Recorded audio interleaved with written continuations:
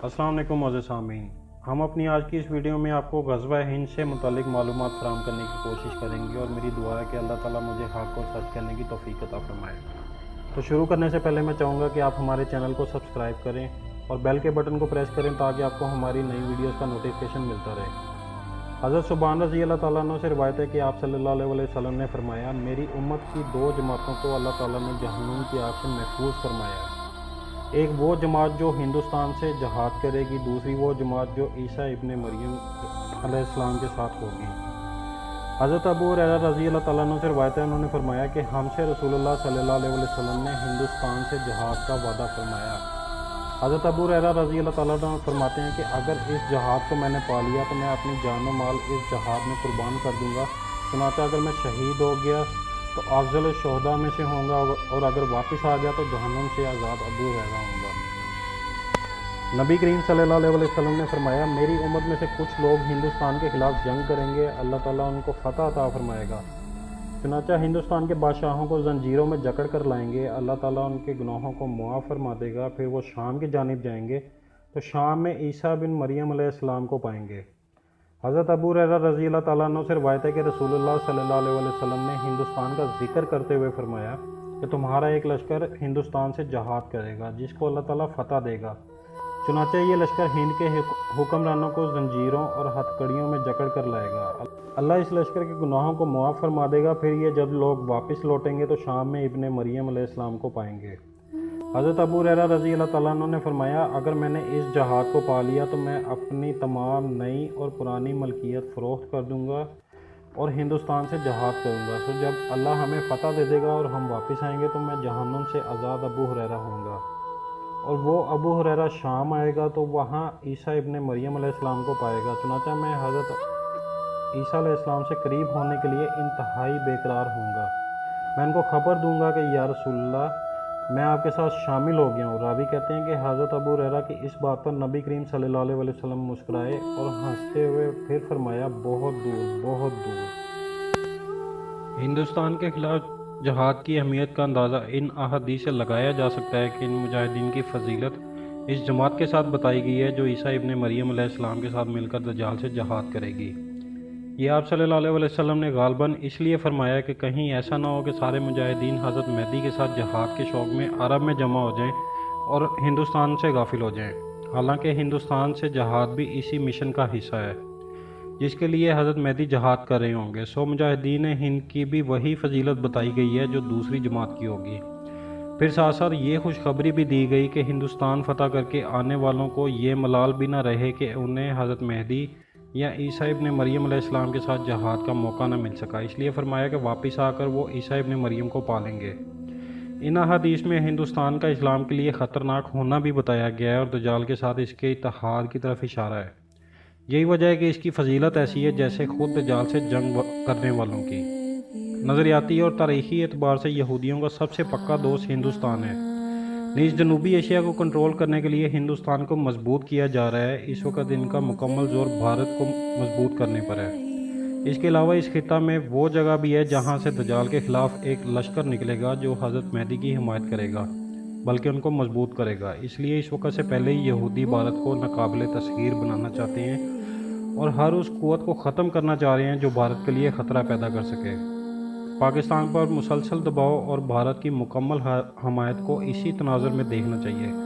जहाद कश्मीर का ख़ात्मा, पाकिस्तान में मुजाहिदीन पर पाबंदियाँ, कबाइल और अफ़गानिस्तान में मुकम्मल मुजाहिदीन के गिर्द घेरा तंग किया जाना, क्या इन सब को देखकर अब भी नहीं लगता कि हमारा दुश्मन इन हदीसों पर हमसे पहले ही अमल दरामद शुरू कर चुका है और हम हैं कि अभी फुर्सत ही नहीं। लेकिन इन सब हालात को देखकर नबी करीम सल्लल्लाहु अलैहि वसल्लम की हदीस पर ईमान रखने वालों को परेशान होने की कोई ज़रूरत नहीं।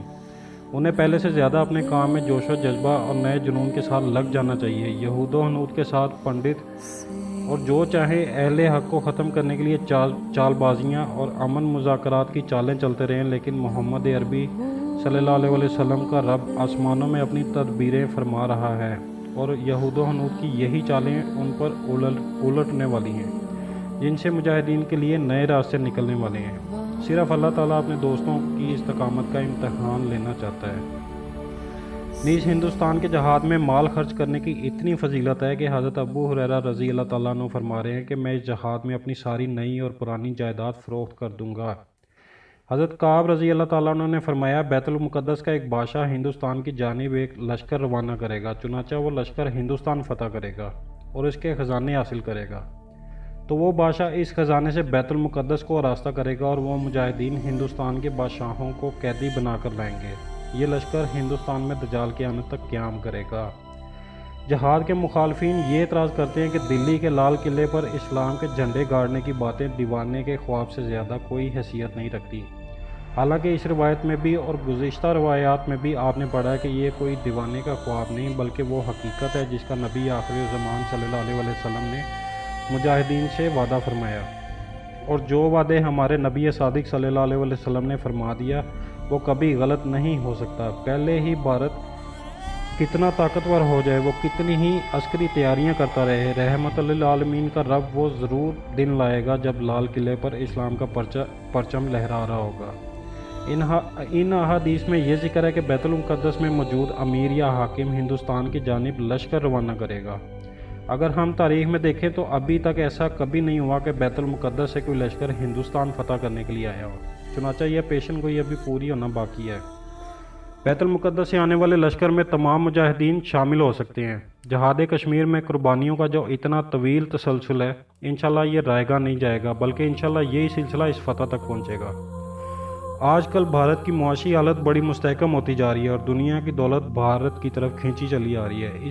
اس حدیث میں مسلمانوں اور خصوصاً پاکستان کے مسلمانوں کو خوشخبری ہے کہ پریشان ہونے کی ضرورت نہیں، یہ ساری دولت مال غنیمت میں اللہ کی راہ میں قتال کرنے والوں کو ہی ملنے والی ہے۔ اگر ہم صرف اس وجہ سے جہاد کشمیر کو غیر شرعی قرار دینا شروع کر دیں کہ وہاں حکومت کی امداد ہے، تو پھر جہاد کے مخالفین کو ہم دنیا میں چلنے والے کسی بھی جہاد کے بارے میں مطمئن نہیں کر سکتے۔ اگر کل تک جہاد کشمیر اس لیے فرض تھا کہ وہاں امت کی بیٹیوں کی عصمت لوٹتی تھی، ماؤں کے لال سنگینوں پر اچھالے جاتے تھے، بہنوں کی چادروں کو پامال کیا جاتا تھا، ایک مسلم سرزمین پر کافر قبضہ کر بیٹھے تھے، تو یہ تمام شرائط آج بھی وہاں موجود ہیں، بلکہ اب تو اس کے خطرات پہلے سے زیادہ بڑھ گئے ہیں، اور باہری امداد بند ہونے کے بعد تو وہ اور زیادہ مظلوم ہو جائیں گے۔ تو پھر آج جہاد کشمیر کس طرح غیر شرعی ہو سکتا ہے؟ جس جہاد کی فضیلت آپ صلی اللہ علیہ وسلم نے بیان فرمائی وہ ایک اٹل حقیقت ہے، اور ہمارے ایک دوسرے کو برا کہنے یا اس میں خامیاں نکالنے سے اخلاص کے ساتھ جہاد کرنے والوں کی فضیلت کم نہیں ہو جائے گی۔ ہاں البتہ ہم خود اپنا ہی نقصان کریں گے۔ جس وقت دنیا کی تمام اسلامی تحریکوں کو متحد کرنے کی ضرورت تھی تو ہم خود ہی ان میں تفریق کی بنیاد ڈال رہے تھے۔ اس وقت شہداء کے رب کو یہ بات ہرگز پسند نہیں ہوگی کہ جہاد کے راہی پھر وہی غلطیاں دہرانا شروع کر دیں جو ماضی میں ان سے ہوتی رہی ہیں۔ اس وقت اگر حکومت اپنی پالیسیاں تبدیل کر رہی ہے اور مجاہدین کشمیر بے سر و سامانی کے عالم میں دنیا کے ایک بڑے کفر سے برسر پیکار ہیں، تو اس نازک وقت میں انہیں اپنے ساتھیوں سے ہمدردی اور دعاؤں کی توقع ہے، نہ کہ طعن و تشنیع اور الزام تراشیوں کی۔ ہم خود کو بھی مجاہد سمجھیں اور اپنے ساتھیوں کے جہاد کو غیر شرعی بھی کہیں، تو پھر غیروں میں اور اپنوں میں کیا فرق رہ جائے گا؟